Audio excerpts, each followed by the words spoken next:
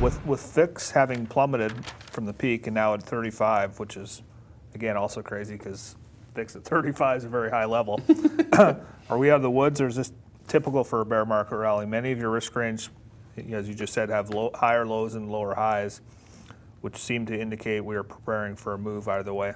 Yeah, I think it's consolidating the initial part of the crash. So again, if you look at slide 94, guys, I think in the current macro deck, again, on any historical level, when you think about the volatility of the market, anything in the 30s is almost unprecedented. Okay, so maybe I want to draw on this one more time if I haven't already. I think it's slide 94. Yeah, slide 94. Thank you.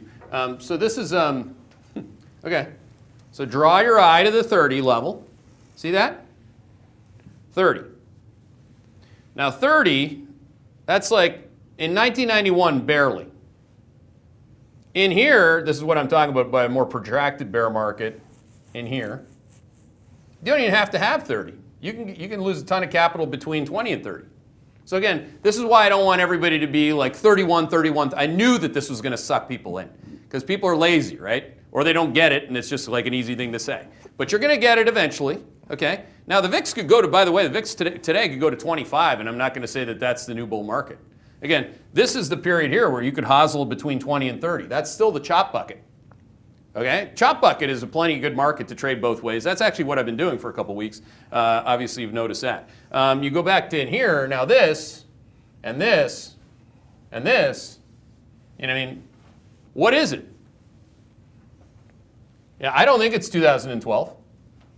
I think it's worse than 08.